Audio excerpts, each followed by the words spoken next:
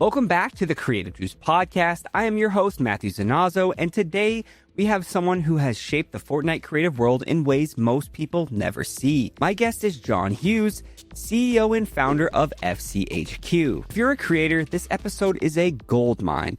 Jon helped build the creator portal inside of Epic. He worked directly on the systems creators depend on every day. Then he stepped away from a stable role at Epic so he could build tools and data for the community full time. And in this conversation, he shares some of the most valuable insight I have ever heard on this show, including metrics creators rarely get to see. Here's the moment Jon talks about how he went from automating internal Epic workflows to becoming one of the early members of Project Cube, the team that built the creator portal. I was one of the foundational members of the creator portal team. Back then it was called Project Cube. And it was an amazing time, basically helping build out this team and building out the infrastructure that became the creator portal that we see today. And later, he breaks down the tech behind the FCHQ app and how it tracks in-game events and why those metrics matter so much for discoverability and player retention. The stats that we're getting out of this are legitimately like over 1,000 times increase of day 7 retention, 600% increase of day 1 retention. That is just a taste of what he shares. And if you're trying to grow as a creator, you do not want to miss this one. Let's jump into the episode. This is Creative Juice. All right, I think we're live. How's it going, Jon? Going well, man. It's going well. How are you? I'm doing very well, man. So happy to have you on, man. You are a wealth of knowledge. You've been a component to the Fortnite creative ecosystem from very early on, from the start. You've had your hands in everything in this industry as well, brother. And just excited to have you. Can't wait to dive into your journey and your knowledge. Yeah, let's just get started, dude. We'll just start off the first question. So let's just start at the beginning. Before we get into it, like everything FCHQ has become, I want to know and go back to like the day one. So like, what made you want to build FCHQ in the first place, and what problems were you trying to solve for the Fortnite creators at that time? Yeah, so a little bit of context. I've been a developer basically my whole life. I started my first company when I was 13, making like action script Flash animations. Like, you remember Flash? Well, I remember Flash, dude. I remember in high school, like making little animations and stuff, and it was tedious. It's like the page books, but like on the computer. Yeah. So like 13-year-old me made $300 making this cool animation for somebody. I'm like, that's a lot of money for a 13-year-old. Dude, that's crazy. Yeah. I just sort of took that and built a business out of it and got a lot of clients, worked for like the local fairs and stuff. This was like well before remote work was even an option. And just sort of built a business out of that. And then essentially I've been a freelancer most of my life. I've had a couple of jobs here and there, but mostly I've just been an independent contractor. And so I had just finished up a stint with Airbnb. They had just acquired one of my startups, and I was working for them for a while, and I just finished that up. And I was playing BR with my son, who was 14 at the time. And that's when like I heard the announcement for creative. So one of the things that I did previous was working on mobile apps. And from my experience with working on mobile apps, I knew that discovery was going to be a huge issue, because it's always a huge issue. Like it's one of those problems that's not solvable. There's always going to be new iterations and new improvements. Yes. And so I knew like the launch of this new platform, there's going to be tons of UGC stuff. Somebody needs to be able to handle the discovery end of this. Yes, and this is years before Discovery is coming out. Just for anyone listening, this is no Discovery. This is Fortnite creative maps are just starting to come out. And of course, I didn't know that Fortnite wasn't going to have a Discovery of their own. When it came out. I just figured there's always room for a third party for these sort of things, and to run things the way that I like to run them, and I have different ideas. So I'm like, this is something that I can do, and I had some free time. So I started working on FCHQ. And I released that, let's see, I think Fortnite came out on Thursday, and 2 Tuesdays later, about 2 weeks later, I released FCHQ, like live, whole website and everything. People can submit their map, and like partnered with somebody else to do a Discord, because I didn't know I'd never used Discord before. So like I was on somebody else's Discord server to sort of join forces there. And that's basically how it all started. My goal was just to be a discovery platform for the UGC within Fortnite. Yeah, no, and dude, it was a huge tool. Like most creators, like especially that are really ingrained into the ecosystem, we all used it. You added some really cool features as well, like finding props and things. Like I still use that, bro. It's still like so valuable. If anyone listening, like that had to be a crazy undertaking for you to build that tool. It was. So like the building of it was pretty complex, but by far the biggest part of it was aggregating all the data, because there's not like a source for that information. That has to be done by hand. So literally I just put out a call to action in the Discord. I'm like, hey, we need help. And the number of people volunteering to help was just amazing. I think we had like 26 different creators going in there and like looking at a prop, and then you had to go through this weird thing where you had to like screenshot to get the ID. It's like after a certain thing, it was a whole process. I remember I recorded videos like explaining how to go through this whole thing to get the prop IDs. But yeah, it was a massive undertaking. Like it was, especially in 1.0 where there's not a content browser. Yeah. Having the prop browser was a tremendous resource. It really helped out a lot of 100%. It was awesome. Among all the awesome other tools and services you offer there, which we'll definitely dive into. So let's talk about expanding with a growing ecosystem. You know, once things started to take off, the whole creator ecosystem was definitely changing fast, as we've kind of already been talking about. But like Creative and FCHQ were growing. Were there like any initiatives you focused on beyond helping with discovery? Yeah. So, I mean, there's lots of different aspects of discovery besides just like displaying maps. For instance, like even today, Fortnite Discovery doesn't really have comments or anything that's like player generated, which I think is unfortunate. I understand the moderation would be quite a hassle for them. But like FCHQ had comments, and it had creator profiles well before Fortnite had them, and just lots of those tools to help with that discovery. But we had a lot of initiatives outside of that, the prop browser that you mentioned. But we also had a build team, HQ Builders. And this was one of the first build teams that was sort of open-ended. It was all sort of volunteer. We didn't really have any aspirations of making successful maps at that point. It was mostly a bunch of people from the community just coming together. It was non-exclusive. You can still be in other build teams, but the goal was just to learn from each other and to have like a chill time, building maps together. We built a few maps out of that, and some like a fun April Fool's one. We built this, honestly, still to this day, one of my favorite maps, the Pirate Jonesy Escape Death Run. Unfortunately, I haven't updated it. It's still on my account. I haven't updated it since then, so it's like completely broken. But I do have aspirations to one day bring that back. There you go. We'll have to put a clip up of that. We'll have to show that. Yeah, it was amazing what came out of just that little effort. So one of the first recruits I had was Mac Jack, who you've had on the show. Wow, that's insane, dude. And we were working on a map together, and we needed music for one of the maps, and we looked through all the people that applied, and we found somebody named Aurelian. And so we're like, oh, this guy does music. Let's go ahead and pull him in and get him to do some music. And we pull him in, and turns out he's just an amazing developer in general. Like, he's just a mastermind of creativity. Music was the tiniest part of what he was capable of doing.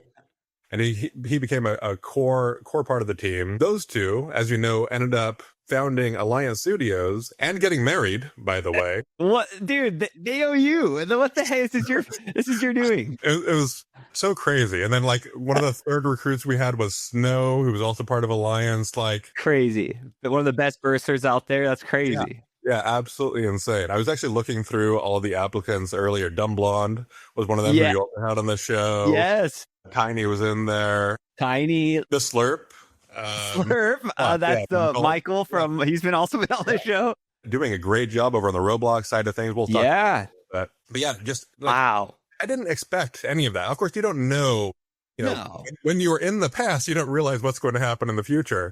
Yes. All I wanted was to just have a good time with some friends and sort of learn the tools and sort of collaborate.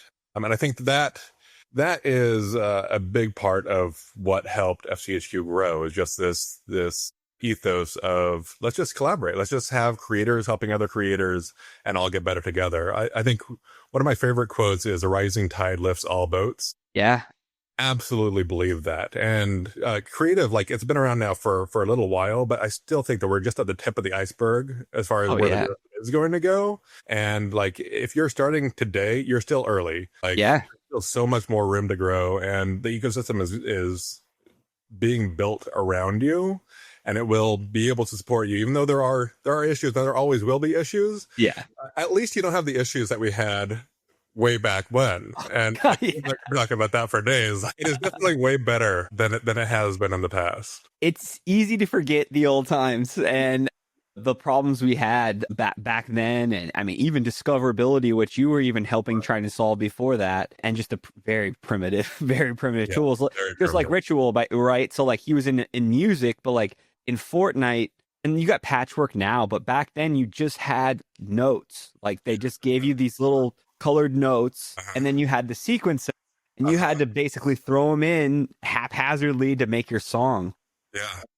And it, there's actually, is it Halfwit? There's a guy still making music that way in our community right now, and he's goated still. But like those were very rare skills to have. Like Fortnite Creative, anyone that was a top creator at those times, I feel like were rare skills to have, right? It was just the kit mastery was just exactly. So yeah, it's very primitive, and now now you can just add a song or a sound effect in your game. Like we like uploading a render. Like you don't have to like spend weeks and weeks like modeling this person using primitive shapes. You just drag and drop, and there it is. That's insane. 100%. So there was specialized people that were for logos and things like that had to kit bash, make these logos, and they didn't look kit bash, as you know, Jumbo. They looked incredible. But that was part of my budget on my companies. I knew I had to get somebody special that could make these types of logos, and of course, they were like thousands. They're like 5% of your memory for this stupid logo. Right. I remember one of the things that was sort of game changing for the whole space was when I think it was Skittles released his letters. Like, they were like 3D letters that are all kit back together, and they looked fantastic. Like everybody was using those for everything. Dude, yeah. Shout out Skittles. He used to work for me actually. He was that man. Still is incredibly talented. He's actually had some successful maps still going on in UEFN. Yeah, he's done quite well for himself. But yes, I remember he made a few different fonts, and they were like one for one, and then a few other people started doing it. But yeah, you saw those in every map. Everyone had those letters. That's wow, man. That's a crazy throwback. So, your journey took an interesting turn because, you were building independently at first. You were building like your own platform, then started working directly with Epic. Like, how did that like transition happen? Yeah. It was definitely an interesting time. FCHQ was growing, so Fortnite still didn't have discovery. This is like 2 years later. I still didn't have any sort of real discovery, at least not that we have now. I think we basically just had the hub that had 20 some odd maps in there. Yep. Or portals, as they were called. There's some matchmaking portals as well. Yes. Those are the ones you wanted to be in, I think. Yes. Those are the really good ones. You got a picture of. Yeah. And I just sort of out of the blue got a message from Zach Phelps, who you also had on the show. Yes, I did. Zach, legend. Yeah, smart guy. He's like, hey, we like what you're doing. Would you like to come do some stuff for us? And like, that's insane. FCHQ was growing. Like it was very profitable, very, very well visited. And like that's a tough decision to make. And like ultimately it came down to that's just not an opportunity that I could pass up. So I went with it. Like, I'm like let's do this. And honestly, it was a sacrifice, but one of the best decisions I ever made. It was like completely different vibe than just working with, I mean, working in a more corporate environment, you're working with like people who are accomplished professionals in their own field. And they've been doing this for like 20 some odd years, and they're all like specialized, as opposed to many creators. They're like, I've never had a job before. I just sort of started making stuff, and it took off. Like that's amazing. I love that entrepreneurial spirit. And I fully embrace that, and I want to encourage that. But it's a completely different vibe than working with people who are huge professionals in their field. Yeah, definitely a transformative part of my career working with Epic Games. I met a lot of amazing people that I'm still friends with today. Yeah, no, I can imagine. I totally understand. I started corporate really, and then got into entrepreneurship of word, and basically, I fell in love with that side of things as well, and there's definitely pluses and minuses with both for sure. Right. But yeah, it definitely going into a place where you're working with just like the best of the best people, one of the top companies. Yes. It's different, and it also changes how you like work and how it kind of pluses you up. It's nice to get in that experience, but it also is nice to run your own company. And, I guess the saying is you're never off though, but you can kind of create your schedule and your thing, your time. Yeah. There's definitely benefits to running your own company and also detriments, like you mentioned. Like, you are your own boss, but your boss demands a lot. Yeah. Yes. I am definitely spending more time running my own business than I ever was working for Epic. And with Epic, I still didn't have a lot of free time. So yep. It's just one of those trade-offs that you have to make depending on what your preferences are. 100%. Let's kind of stay on this topic a little bit. Sure. But, I'm sure that experience had to be very unique, and you were seeing both sides of the ecosystem. Like, how did your time working there shape what you built? I mean, you already built it, but, adding on to it. And what made you finally decide to like go all in again on your platform? Yeah. So like I started off like Zach and Deepak, if you remember him, Brown Lantern. Dude, I just hung out with Deepak at Meta here like last month. Dude, he's still great, man. He's still crushing it. Great. Yeah. So like they just had like a hodgepodge of different tasks that like, hey, we need to be able to build out this Discord system to feature maps, because well before we had like an Epic Pix, everything was just featured in these portals, right? Yep. And then they're like, okay, but we also need to automate this thing over here, and we need to. I remember one of the first things I did. So, they had this process involving image transformations. They just had like this huge list of 40,000 images that they had to basically modify in a small way, and they were doing it all manually. And this was like a 3-month backlog where they would just take a couple hours out here and there. And I built out a tool within the first couple of weeks that I just automated the whole thing in 4 hours, and like done, right? There you go. And it was amazing. So like shortly after that, they're like, hey, let's go ahead and put this guy on a team.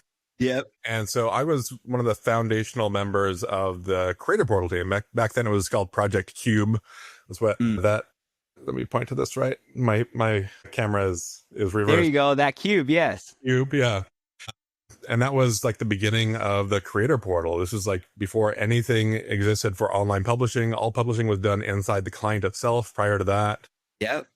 So it was a huge undertaking, lots of different things that had to get figured out and like discussed and get approvals for and all of that. And it was an amazing, amazing time, basically helping build out this team and building out the infrastructure that became the Creator Portal that we see today. I grew pretty well in that position to leading a sort of a pod of 6 developers to build out the IARC system. And oh, wow. Oh my God. That had to be an undertaking. Huge undertaking. Yes.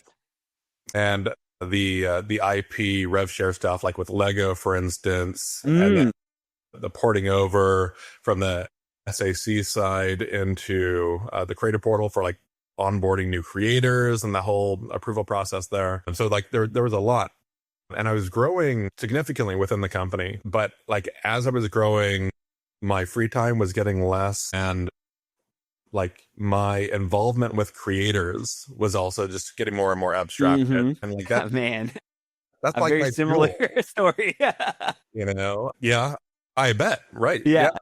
And like that's my fuel, right? That's the reason why I'm doing this. I can make money anywhere. I love the community, and those are the people that I want to be building for and building with.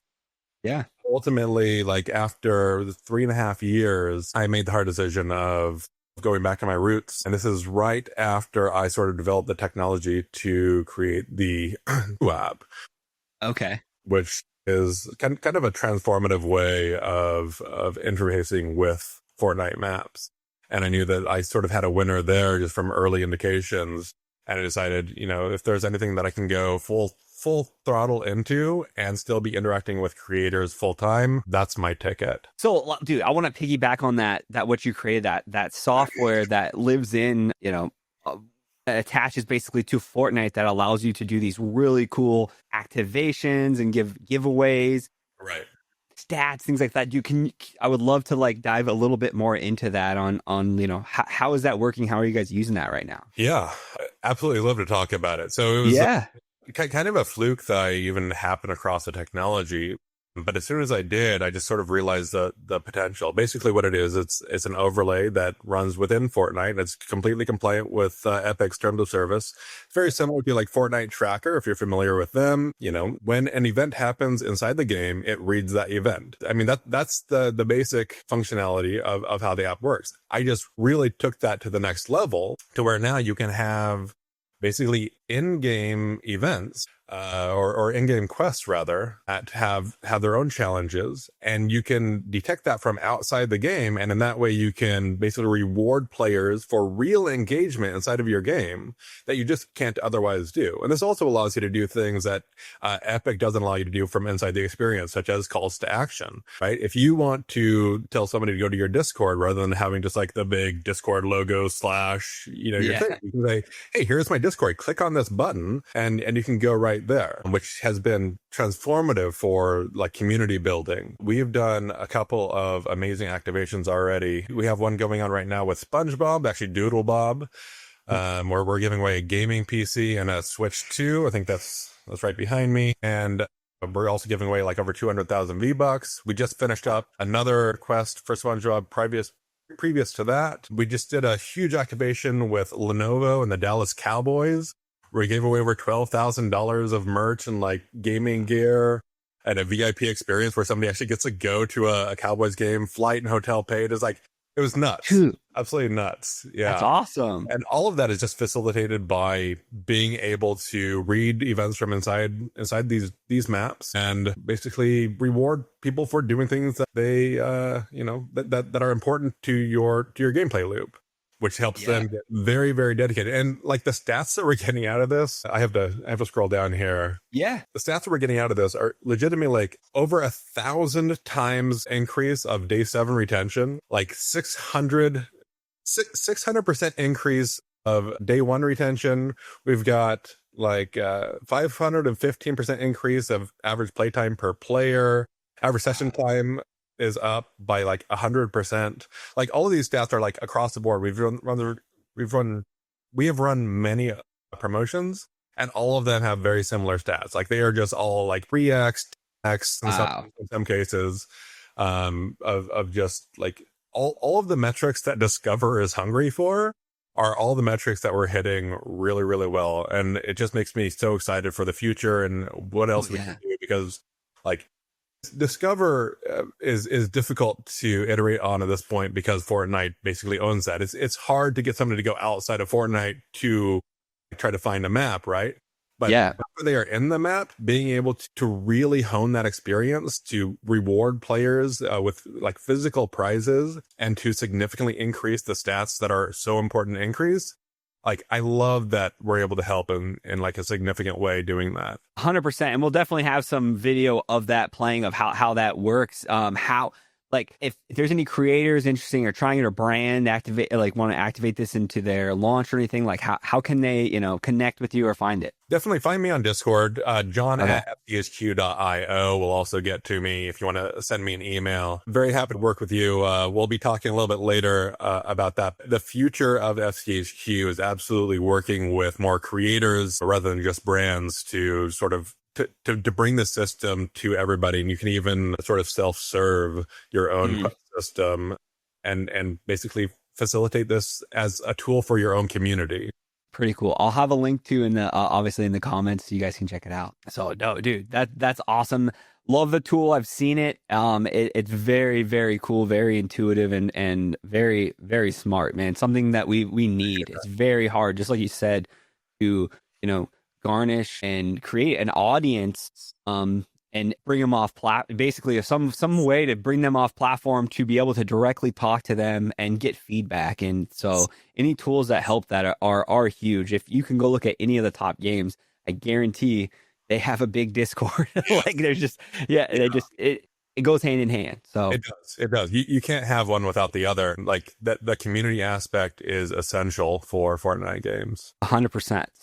So like, now let's move on to the next question. So like from simple, hub codes, like we already talked about, that we had, to like full on creator dashboards, like anyone who has watched FCHQ evolve knows it's, come a long way. Like how has FCHQ evolved since those early creative days, and like what are you most proud of and how it supports the community now? Yeah. So, like, obviously we started off as Discover, and then shortly after I joined Epic, actually, they released their own Discover engine about 2.5 years after Creative's release, which, like, I was already pretty busy with Epic at that time. So I'm like, it's not a big deal. I'm serving the community in this other way. But then as I was leaving Epic, it just became more important to figure out, like, what is the niche that we fit into now? Like, how can we really be helpful? And throughout this whole thing, we've had this Discord community of just creators helping creators. And that's really what we sort of doubled down on. Like, now we have a very active Discord. We have about 8,000 members in there. About 3,000 of those are creators. The rest of them are players. And like, tons of people just asking questions and answering questions. And it's all just about community building and helping people succeed with their own businesses, making their own maps, or people on the periphery, not on the periphery, or like people who are accessory to map making, like render artists, videos, trailers, that sort of thing. Like all of them are vital sort of to this ecosystem that we have going. And this has just become a great home for a lot of them to be able to communicate and like meet other minded people, all in the interest of just growing together as a community. Yeah, no, for sure, man. I'm in that Discord. Everyone who's in the scene generally is in that Discord. It's a great Discord. So yeah, if you're a creator interested, you better check it out and get some great advice. Let's talk real numbers here. So like there is way more transparency now, and creators are watching the data closely. So like Epic shared that Fortnite's creators earned more than 350 million last year. Like with all that data available now, like what trends stand out to you about what's actually working? Yeah, it's a good question. I think that there are certainly certain trends that stand out from other. I think brain rot is sort of the obvious one right now. Yeah. Pillars was another one. Only Up sort of started a catalyst of other Only Up. So like we've had a couple of these different eras, if you will. Yeah. Of different maps that just sort of pop up. Like if you look back actually at a Red vs. Blue 3 years ago, completely different to a Red vs. Blue today in terms of the amount of functionality that's in there, right? Yes. Like they still have the base functionality. They still have one side that's red, one side that's red, one side that's blue, and then like weapons on either side in their little base. But now you have like these like accolades inside of there. You have these spinning wheels. You have like ranks and like all this other stuff. Guns, whatever, all these custom guns. Yeah. And all of it is like essentially one-upping the competition to be like, okay, well, they have that, but we have this. Okay. And now we have this as well. And I think that I kind of love that part of the trends. Like it starts off fairly basic and then it just sort of like the creative minds get together and like, okay, we can enhance it in this way. We can enhance it in this way. And I think that that's sort of a theme that we've seen time and time again inside this ecosystem where you can jump on a trend. Yeah. Unless you're iterating on it, unless you're like improving in some way, you're still going to be falling behind. So it's important to be able to innovate on that trend so that way you can stand out within it. Yeah. No, I 100% agree. And that, a lot of my success with my games early on too, we're just that. We're taking either we got new tools available to create a plus up or just trying to make a fun spin on an already popular genre. And yeah, I agree. We do see that a lot where like a lot of, the top maps come in and sometimes they are smart enough. They stay ahead and they update it. But sometimes that map goes away. I mean, look, Red vs. Blue, I don't know who the first person to do Red vs. Blue, but it wasn't Boyka. It wasn't those guys like that, I'm not taking their flowers away. They made a good game that stuck and, did all the right things to get it there. But, that was just like you said, the first one, I actually think the first I could be wrong. Was it Pro 100 where it was on a little ship and it was kind of the same thing. It wasn't Red vs. Blue though. So I think it was around though. We're like 5 years. We're pulling some things back there that are pretty dusty in the brain, but it's it was last year and also 100 years ago. Yes, it's definitely hazy, but still familiar. But yeah.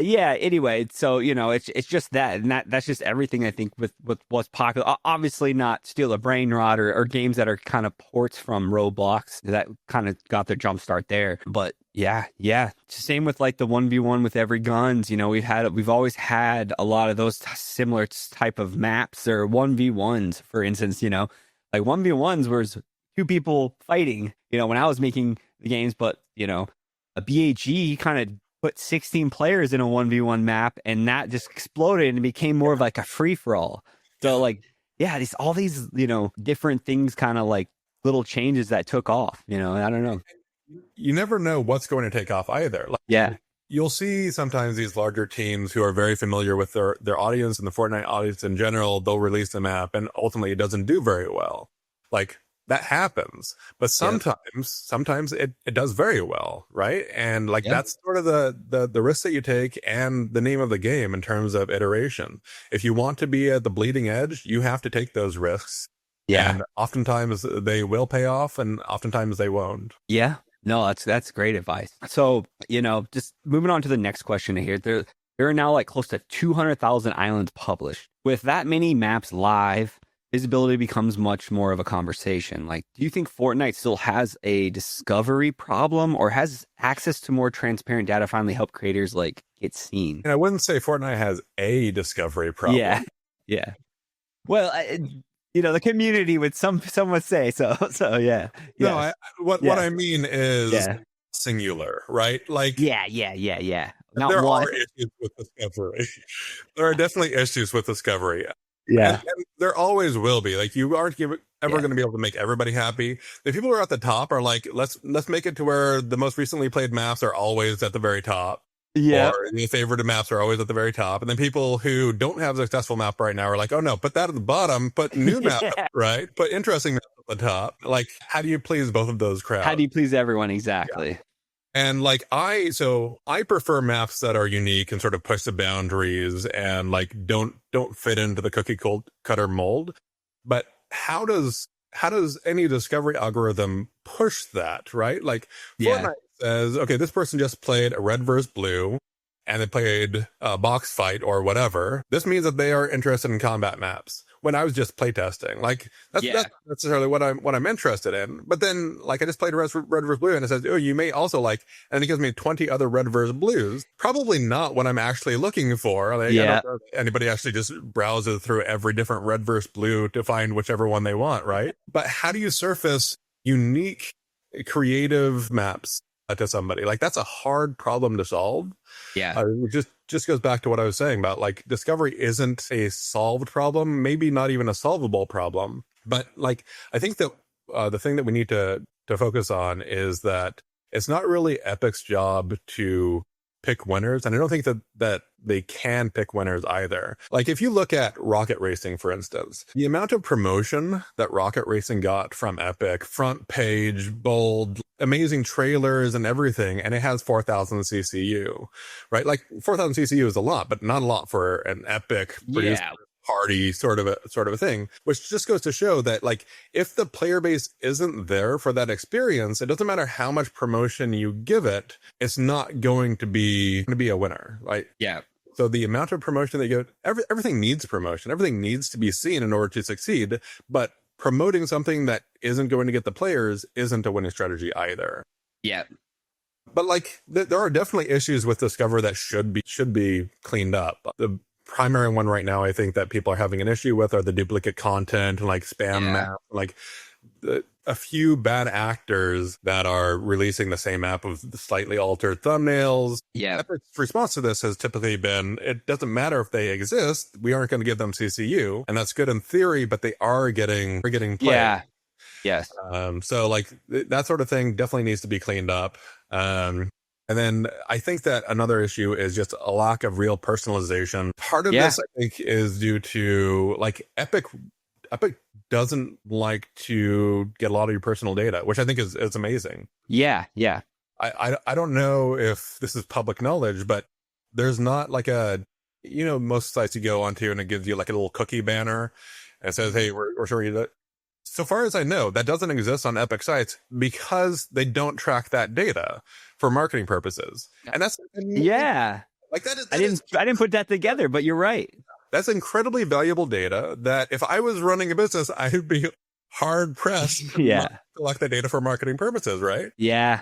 And I think that it's amazing. Like, I applaud that, but also it's a detriment when you're talking about personalization, because that is the type of information that you would use to give me an experience that I'd actually be interested in, rather than giving me, oh, well, other people who played this map also played this map.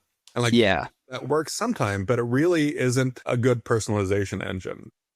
Yeah. However, they use every metric they possibly can to give you, like as much personalization as they can. There's trade-offs, right? I my personal data, but I also want to be, I want to see maps that I really want to play next in my feed. Yeah.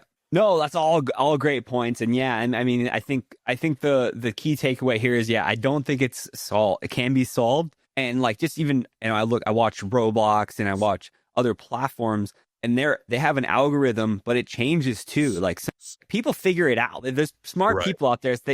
They will figure it out eventually. So they have to tweak it and change. So like, you have that also on top of everyone's needs and what they want. And I love to talk about like steal the brain rot, right? This is there's lots of people, like maybe in the creators, they just don't like that game's number one, or what it is, or why it's popular. And I would probably, if I was if I was backed 5 years ago and I was in it, I probably would be right with them. But I actually went into it as like, and this happened to me for Red vs. Blue. I remember I played Red vs. Blue when it was popular. I'm like, why is this popular? This is stupid. Then I was playing for an hour and a half, and I'm like, oh, no, like, okay, it got me. I get it. And that happened with Steal a Brain Rot. I was like, okay. And it's not like, for me, it's not like that addicting game that I want to, it's got me. But like, I just want to play it. I want to understand why. Right. And I played it, and I was like, okay, these are real, man, like how it works for like your engagement and retention. I haven't seen mechanics like that before, and it really keeps me in. I got to get back to my base. Like, I got to, like, you're just, I got to lock this. I like the brain rot maps, like as a genre, get a lot of flack for just because they are brain rot, right? They're like nonsensical little juvenile characters, like with his tongue. They're like, tongue. That's ridiculous, right? 100%. But if you actually play the maps, at least the top maps, they're doing well for a reason, and it's not because Epic is promoting them. That helps. Yeah. That does help. But if Epic wasn't promoting them, they would still be doing well on their own, because they are engaging maps that have a lot of really interesting mechanics in them that just aren't implemented in many other maps. One of the things that I want to talk about is live events, right? Yes. Jogo sort of was the catalyst here with the XXX extension thing. Like, I think this was the first time that an Epic, or that a UGC map had more CCU than all Epic maps. Yes. And like that should have set off bells in every creator's mind. And the reason for that was because it was a live event. And this is something that all of the brain rot maps sort of rely on. They have these admin abuse events where it's like, okay, at this specific time, everybody get into this map because you're going to be getting like the best brain rots or whatever. But if you abstract away from the brain rot, let's call it like, make it a Sesame Street map. And these are like letters and numbers with whimsical, like it doesn't matter what characters they are. The mechanics around it are what makes it really addicting. Yeah. That is game design. At its core, that is game design. You've created a gameplay loop that keeps people engaged and interested and keeps them coming back for more. That is how you do that. I really wish that the brain rot didn't get as much sort of bad press as it did. Yeah. It obviates the real successes that can be taken from that and added to other genres for everybody's benefit. Yeah, like how can you put that into your competitive map? Can you, like deconstruct that game, and how can you take some of these game loops they have and turn it into something that, can generate success? But again, like that game, and my kids, of course, come home, they're saying all this stuff. It's just super viral. Literally, it's like Pokemon Go, if you guys remember when that first came out. Like, it's just like everyone's talking about it. And I let my kids, I watched them, but I let them play just to see what they did. And they just love stealing things. And like, people still, my son was getting, someone stole my 5-year-old, someone stole my, I think he's got all upset. And you're just like, I'm kind of watching how this all played out. And it's really, I can understand if you just went into the map and saw it and you're like, what's going on? But like, it is, we get stuck on this. Like, creative has always had this where we think low effort maps. Yes. I've said it too back in the day. I'm sure there's a tweet. Oh, but like, certainly. yeah. But like in the end, like the pits, the red versus blues, like, oh, we can make this in an hour, right? Like, but it's what, and if you look at Roblox, they actually have like high fidelity things, but like that's just not what the audience wants to play. Yes. And I know we all envisioned UEFN into this big, AAA games now coming on. That's all we're gonna play, right? All these cool things, but like at the end of the day, Epic Fortnite has to stay alive, and if they want to push that content, but all their players are wanting to play this, that could be detrimental. So I'm doing this a long time. So have you, and I know like we don't know all the things behind the scenes. We don't see what they see, or we don't know what their we see their roadmap, but we don't know their like internal roadmap. So like I try to have some faith into this multi-billion-dollar company that has a 8-year-old game still pulling millions of CCUs. Dude, we've really been talking about this question, and we'll move on. But I think it's fascinating. Yeah, one thing that I love about it is that it's always changing. Like we've talked, we've just in this one conversation, we've talked about the pillars and the only ups and all these other things that are trends. And I don't think that brain rot is going to be the end all be all for all time. It's just no. Right now it is very popular. And the other benefit of brain rot is that it's free IP, right? Yeah.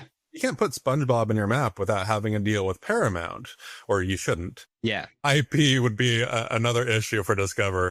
Yeah.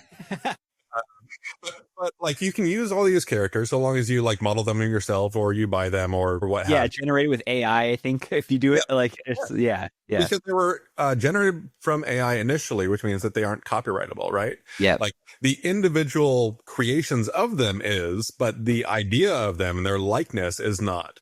Mm-hmm. So like this is free IP that virtually any map maker can use and is already familiar with the core demographic of Fortnite. That's a huge benefit. And honestly, they're more fun than using like whimsical letters and numbers for a Sesame Street map. Yes. So like I don't think that people should be demeaning them as they are. Yeah, no, for sure. Man, look, you can look at the metrics. It's like 40-50% retention or something. Like not the play time. I just insane numbers. So I mean, those alone right there are telling you something.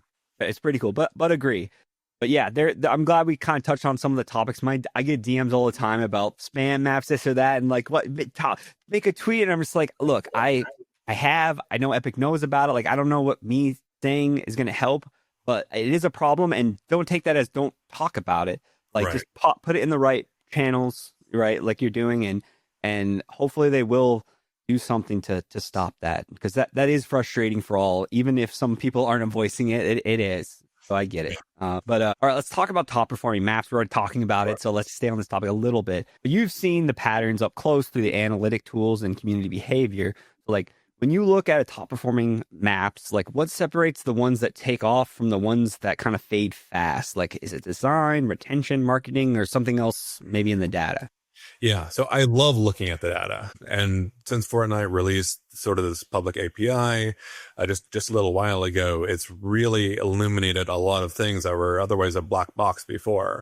Yes. I think that there's a lot of low-hanging fruit that people can just sort of do. Having a video in your map, for instance, like this is something that 1% of maps actually do, but actually it has a 4 times greater chance of succeeding if you have a video versus if you don't. Dude, well, I didn't know these metrics, dude.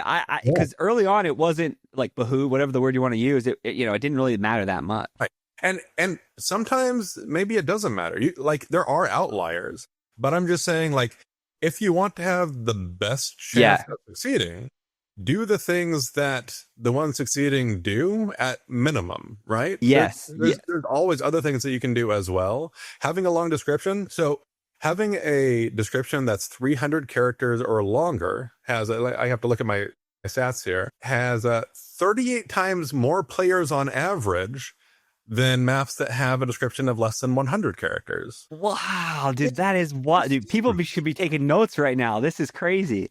Like there's a bunch of these. You're 3 times more likely to have immediate success signals if you launch on a Friday. That's kind of obvious, right? Like, But yeah, it's the highest player CCU day. Yeah. but I see people all the time launching like midweek, and I'm like, Yeah. don't do that. Like launch on a Friday or a Saturday is also good. Definitely do not launch on a Sunday.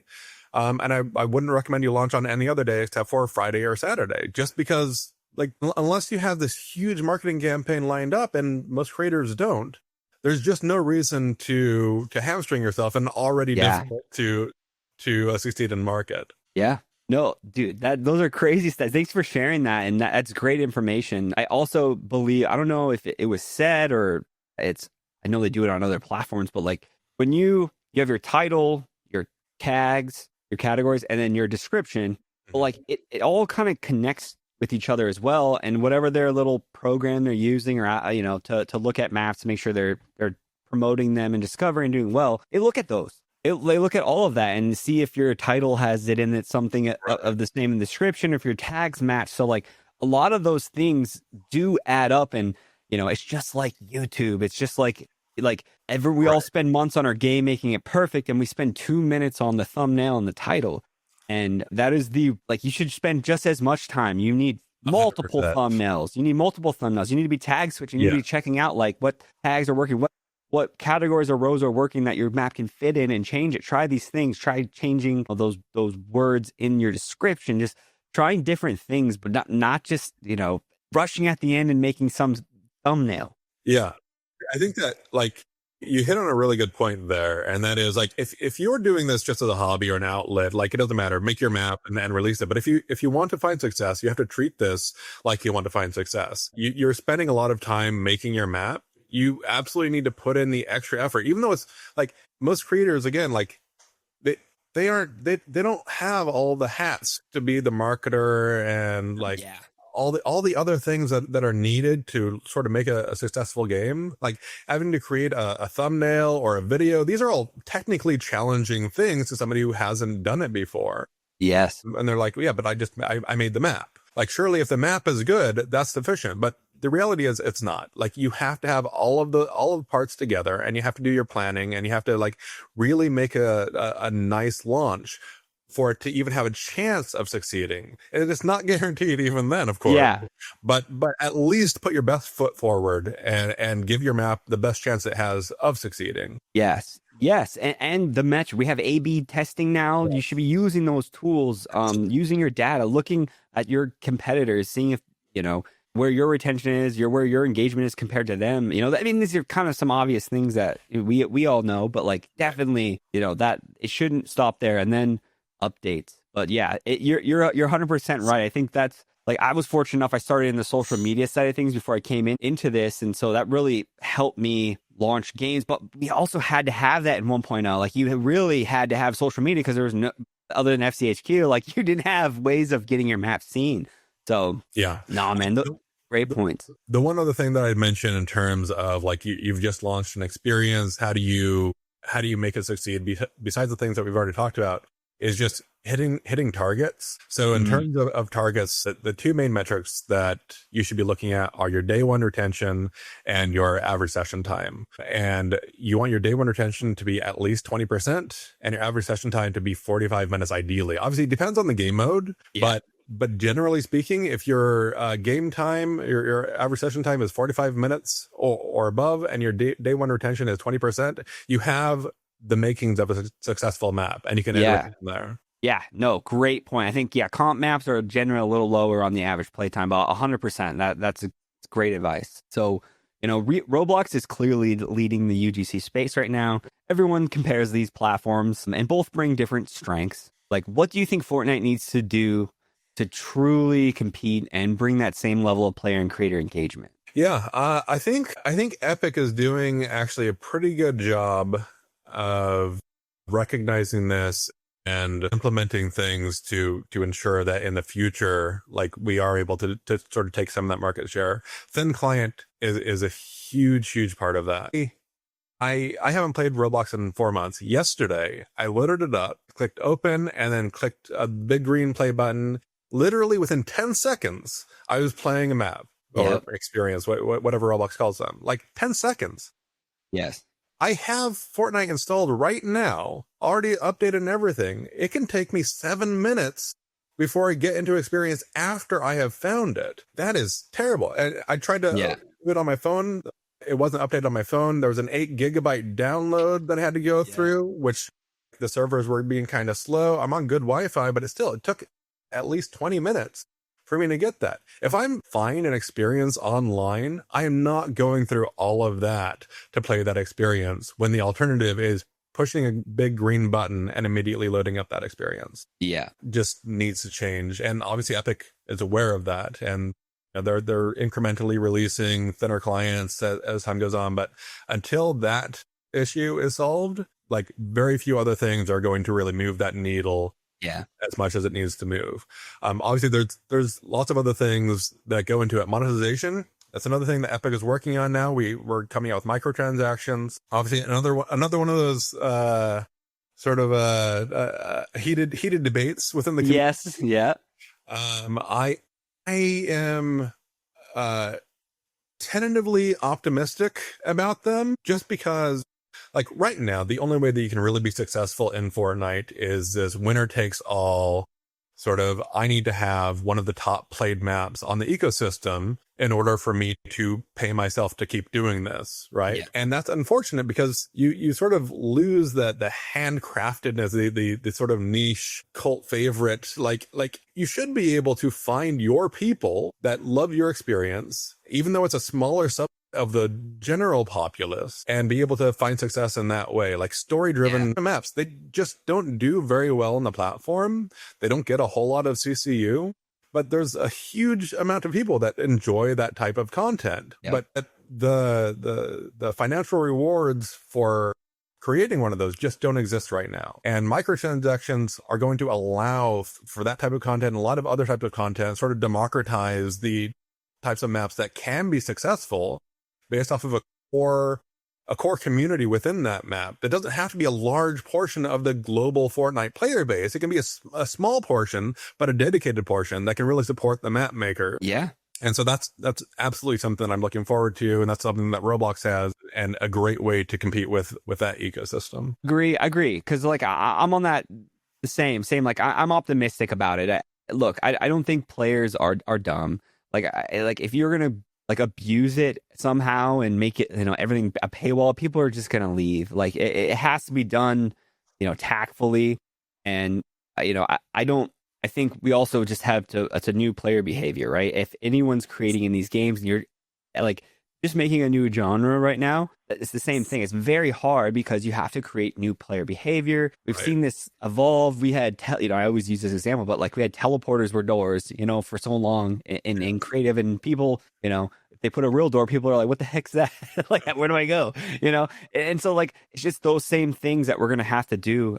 And I think giving creators, a chance to make a living is just helpful for all. And, I know what the top, you need a few hundred CCUs probably steadily, average CCUs daily to pull in a decent amount of money to probably, have everyone's income or whatever they are different. So it's hard to say this, but like generally, you're probably looking at the top 100 maps right now to get there. And in Roblox, if you're the top 100, 200, with all of the extra, IAPs you have, like it's really like you can make a lot of money still. So that exactly, like I envision that for us. I hope, that gives us more levers, and it is. And I just had Jim on, who's, invests in gaming, and just this adding that into our ecosystem, that's making a lot more players hungry and more levels they can pull. So that's even going to bring in more business for people either acquiring your maps or partnering with your maps, or, it's just going to grow. So it is good on a whole, but there's going to be growing pains with anything new. So we'll see. Just like Sponsored Row, right? Like that's a very hot topic right now. There's not too bad. Obviously, some people I think that there's both sides of the story on that. Like people think it's bad or good, but like I really do. I think it's a great thing. And if you can get players into your map through a new way, that's going to be helpful for everyone. Sure, there's bigger budgets and bigger things, but I'm sure Epic is going to be looking at that and to spend and hopefully make the tool useful for any level you are at in game development. So I'm excited. I'm excited about that too. And like Epic Picks now doesn't need to, maybe they don't have to like push some of our games out because, you know, these new big collabs are coming. Like they're going to be part of your budget, you know, to promote games. Yeah, like I said, cautiously optimistic, both about microtransactions and sponsored row. Like, it does depend on how Epic handles it. If there's anything I know about this community is that there will be bad actors. It's not a matter of if, right? There will be bad actors. And I think just Epic needs to make a stand and show that they are enforcing things and actioning those bad actors to make a healthy ecosystem for everybody. 100%. So you've seen thousands of creators. We're going to stay on this topic, you know, try to make this a full-time career. Like, you probably have a good sense of what, you know, throws people off early. We talked maybe a little bit about it already, but like, what is one common mistake new creators make when they start chasing engagement payouts or like building their first game? Yeah. So I have a special anti-talent where I've been playtesting maps now for 5+ years, and I'm hardly any better than the day that I started. Like, I still can barely complete a death run. I don't really know how to build. It's kind of a great thing for playtesting because I go into each map as essentially a bot. Like, I am a new player for every map. And that is something that a lot of, especially newer creators, need to understand is players going into your map don't have your back knowledge. They don't have your understanding of the layout of your game or the function of your game or where things are or anything like that. And you have to walk them through that. That first time user experience needs to be 100% solid before anything else. That is the thing that gets somebody hooked on your map to where they even know if they want to play it in the first place or not. The best example I can give of this is if you just take like an old school NES, you can put that on a screen and hand a controller to your grandpa or your 7-year-old niece and don't give them any instruction at all. And within 5 minutes, they know exactly what they're doing. Like, you know, they're playing Super Mario Bros, right? You just, this button goes left, this button jump. Like, I hit this guy and he killed me. Okay, I'm going to jump on his head. Oh, that's great. Like, no words. There's no like, here's how to play Super Mario Bros. Yeah. If you are writing down your instructions in like your pre-game lobby or something, that is called, that's like in developer terms, that's called code smell. It's like, that is an indication that you are doing something wrong. Right? You shouldn't be forcing your players to read instructions. You should be walking your players through the gameplay through natural movement. We now have a lot of tools like the quest indicators where you can like, you walk up to this tree. Okay. The pickaxe icon. Okay. I have a pickaxe in my inventory. I click that. On that pickaxe. Now it says I have to buy this other thing. Like, the Lumberjack Heroes. Yeah. Amazing job. Like it did great onboarding. Yes. Of that amazing onboarding. Obviously, it did a lot of other things well also, but if it didn't have that good onboarding, I don't think it would have done anywhere near as well. Yeah. And this is something that I see time and time again from especially new map makers where they just assume or hope that the player is going to be familiar with their game, and that's just not the case.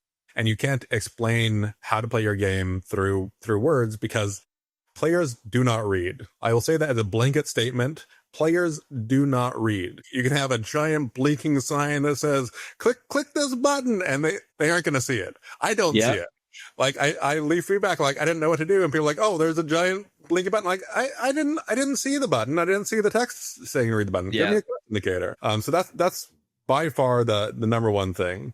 And also the other thing is trying to reinvent the wheel. We've seen a lot of studios, like AAA game studios, even coming into Fortnite and building something and spending a lot of time and effort because they found success on other platforms. And then the game just doesn't do very well because it's not within the genre of the player base that already exists inside of Fortnite. And people need to understand that, at least right now, this is sort of a zero-sum game. Like, if players are going into your map, it's because they are coming from a different map, not because they're coming from outside of Fortnite. These are players who are already inside of Fortnite, and they're going to play an experience there, and you have to compete with those other experiences. And if your experience is something that they aren't looking for, you just aren't going to succeed. Yeah. This is why you really have to take something that already exists, at least within like the familiarity of a Fortnite player, and definitely add your own spin. I'm not saying just like copy wholesale and make your own exact copy of Red vs. Blue or some other combat map or Steal the Brain Rot, whatever. Like, make it your own, but make it based on something that is familiar to existing player bases. Another common mistake that we see time and time again with Feature Friday playtesting is not playtesting your own map. Like, not just with yourself, but you need to invite other people, friends who haven't played the map before, especially. Have your mom playtest the map. Like, legitimately have anybody playtest your map and take that feedback, and do not get upset at the feedback if they if they like don't like the experience or they find it confusing. That's on you. Now, it's possible that this just isn't your target demographic and they're not liking it. Like, doesn't matter. Like, you have a core group of people who will like it. But if they are finding it confusing, that is somebody who isn't going to play your map. And they could be on Fortnite right now. They load up your map and then they're gone. And that's going to hurt your stats. So absolutely playtest your map.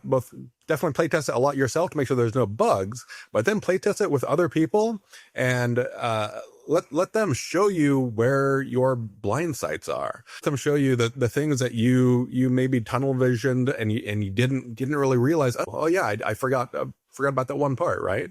Yeah, it's a huge part of the ecosystem. So we've been doing Feature Friday playtesting now for 310 weeks, I think, maybe 311 weeks. That's crazy. Almost consecutive. Like, we take off Christmas and a couple other holidays, but that's almost consecutive now for over 5 years. So we've seen a lot, and we've had over 20, I think, playtest team leaders and hundreds of playtesters that just help join.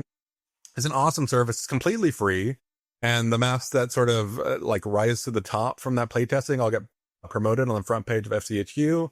And in the FCHQ app. So it's a great way to get promoted, but it's also like the feedback. You get a live stream if you wanted to join that, but there's also like a recorded VOD where you can go back and just really analyze the gameplay, the whole thing. And there's written feedback afterward. And all of that's for free. There's no reason not to do that. Yeah. Every creator should be submitting their maps to Feature Friday to get that play tested from the team and getting that feedback, because it's absolutely crucial. 100%. The links for that will be in the description as well. But and he's totally right. And these are some game veterans, people that have had successful maps in this space as well, giving you feedback. It's so valuable. You should be looking at that. I think even Epic Games is looking at your game before it goes to discovery if you are playtesting, have had playtests. So definitely. I've been watching their stream for a very long time. It's a great time. You should at least hop in and say hi, introduce yourself, and they're all good people. It's not like it's a fun chill environment, and it's a good time. Is candid, like they will give you real feedback, but nobody's a jerk. Like everybody legitimately wants you to succeed. And it's one of the things that I absolutely love about the community. And you're absolutely right. Like, these are our veterans. MacJack is one of our playtest team leaders. Yeah.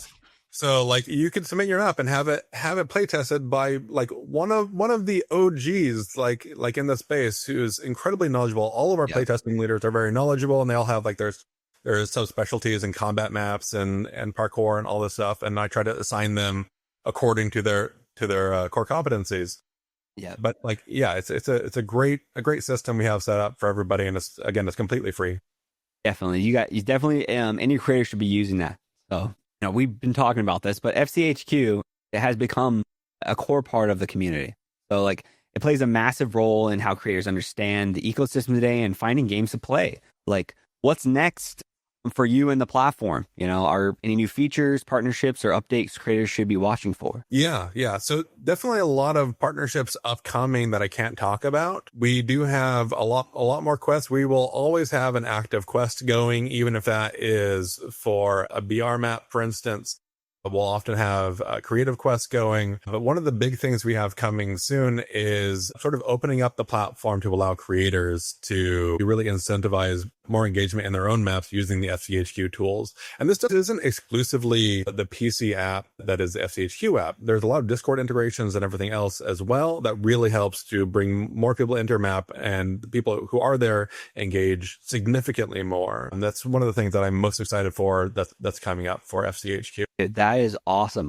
Definitely excited for all of that, brother. And before we wrap it up, we have one more question, but I want to make sure people know again where to find you and follow you, like what you're building and updating. Like, where should creators go if they want to keep up with you and everything happening at FCHQ? Yeah, definitely join our Discord, discord.gg/FCHQ. That's like sort of our home base. And you can find everything else from there. Obviously, the website is fchq.io. But we want to see you in the community. And we want to, every creator should be in there. You can ask questions, you can answer questions, but whatever role you fill in that community, we'd love to have you. Amazing, brother. We have last question, man. This podcast is going over a little bit, but this is perfect, man. You've been sharing literally so much important knowledge for creators, so I really appreciate it. Let's look ahead. So, like, what kind of legacy do you want FCHQ to leave on the Fortnite creator community, like when people look back from years from now? I think for me, it's got to be the community aspect of creators helping creators. Like, that's sort of, that's our roots. That's where we first began. And we've seen so many fruits out of that. Like I mentioned, the Team Alliance, MacJack and Ritual and Snow, and like so many creators sort of like built up their experience map making through the Feature Friday playtesting system. Many of them were playtest team leaders. Like it's such an important aspect of building a quality map is understanding the ecosystem. And there's no better way of doing that than being really entrenched in the community itself. And so I think that just community members, helping community members is the legacy that I want to leave behind. Yeah, amazing. You're doing it. There's a lot of, some people like to focus on the negatives within the community, but there's a lot of good going on in the community as well, depending on where you're looking. And FCHQ has been always, from the beginning, providing help and assistance to creators. And Jon, you're a dear friend. I love what you've done and created, and you're generally a great person. We've met outside of this plenty of times, and I always love running into you in our chats, dude. Thank you for coming on. Thank you for having me. Anytime, brother. That's the episode, man. Maybe we'll have to run it back again someday. Sounds good. All right, man. We'll take care. You too. Jon, thank you so much for coming on the show. You have played such a huge role in the growth of the ecosystem, and it means a lot that you shared all of this with everyone listening. For anyone who wants to follow Jon, all his links are down in the description. Go check out everything he is building with FCHQ and get involved with the community if you are not already. If you enjoyed this episode, make sure to follow the podcast, hit subscribe, drop a like, and leave a positive review on your favorite podcast app. It really helps push the show to more creators. I'll see you in a fortnight, which is in 2 weeks, and remember, don't hate, create.